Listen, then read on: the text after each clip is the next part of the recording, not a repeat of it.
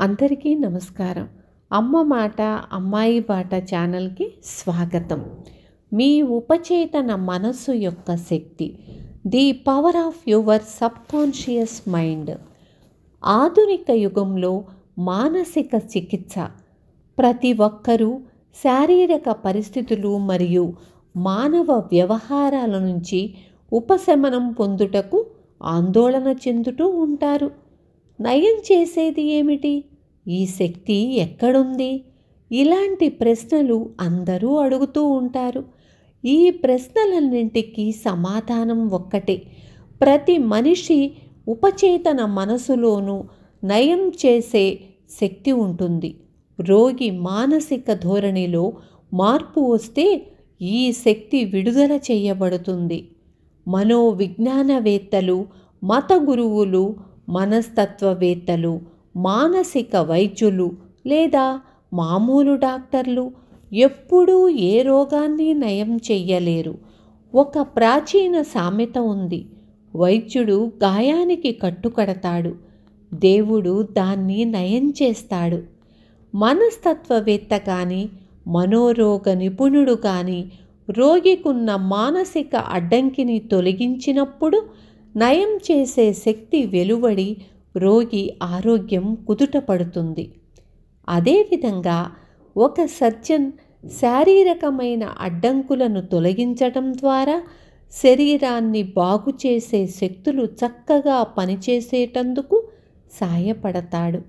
ఏ doctor, surgeon, మానసిక రోగాల వైద్యుడు తనే నయం చేశానని అనలేడు.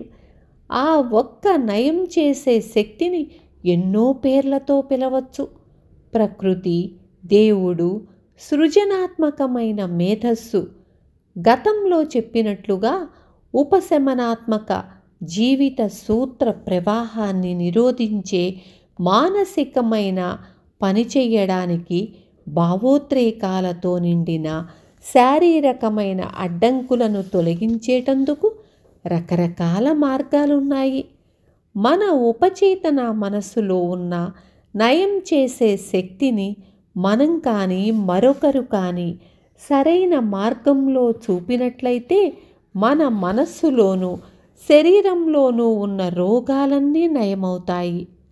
ఒక వ్యక్తి మతం, శరీరం, రంగు, జాతి ఏదైనప్పటికీ ఈ నయం చేసే శక్తి అందరిలోనూ సమానంగా పనిచేస్తుంది.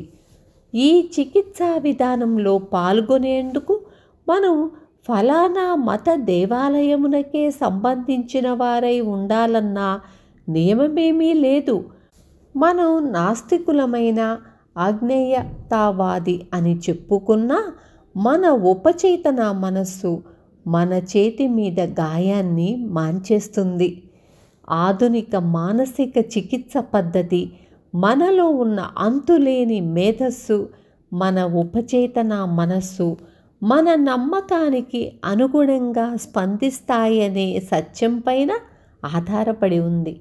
మనస్తత్వవేత్తలు, మతాచార్యులు తమ మత గ్రంథాల్లోని ఆదేశాలనే పాటిస్తారు.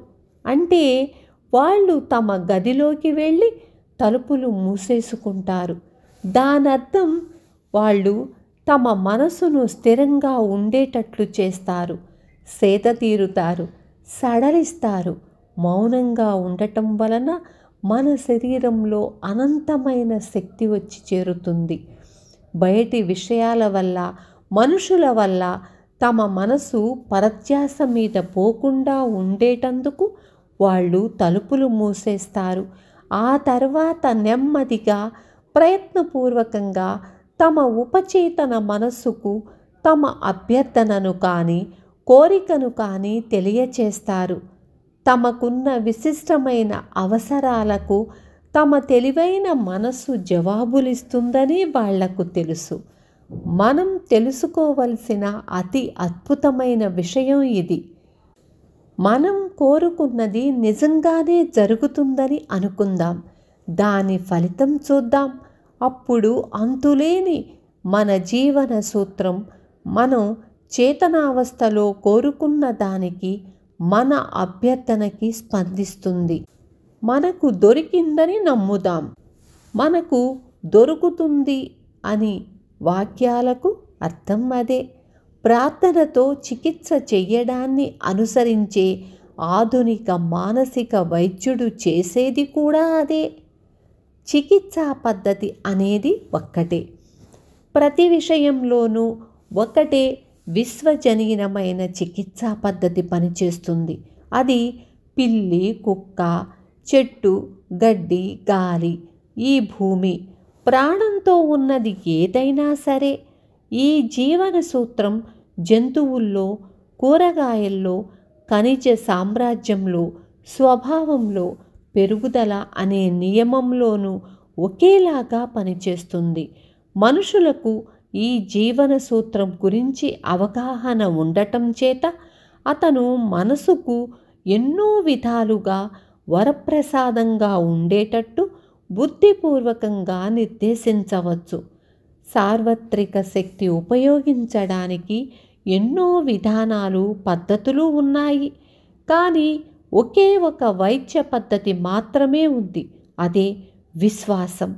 మన విశ్వాసం ప్రకారమే మనకి జరుగుతుంది. నమ్మకం అనే సూత్రం.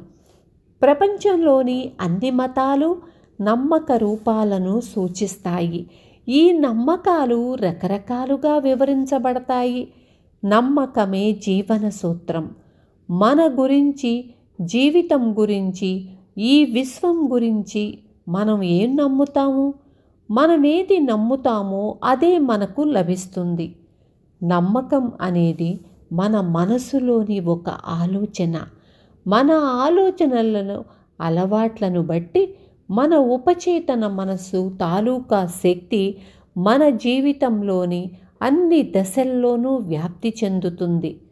బైబిల్ నమ్మకం గురించి చెబుతుంది. ఏదో ఒక ఆచారంలోనో, ఆచార కర్మలోనో, ఒక రూపంలోనో, సంస్థలోనో, సూత్రంలోనో మనకున్న నమ్మకాన్ని గురించి అది చెప్పదు. అది కేవలం నమ్మకం గురించే చెబుతుంది. మన మనసులోని నమ్మకం మన మనసులోని ఆలోచనే తప్ప మరేదీ కాదు. మనం నమ్మగలిగితే నమ్మేవాడికి అన్నీ సాధ్యాలే. మనకు బాధ కానీ, హాని కానీ కలిగించేదాన్ని నమ్మడం మూర్ఖత్వం. గుర్తుంచుకుందాం. మనకు బాధ, హాని కలిగించేది మనం నమ్మే విషయం కాదు. అది చేసేది మన మనసులోని నమ్మకం లేదా ఆలోచన. మన అనుభవాలు, చర్యలు, మన జీవితంలోని అన్ని సంఘటనలు, పరిస్థితులు అన్నీ మన ఆలోచనల ప్రతిబింబాలు, ప్రతిచర్యలు మాత్రమే. విన్నారు కదా. రేపు మళ్ళీ మీ ముందుకు వస్తాను. Thank you.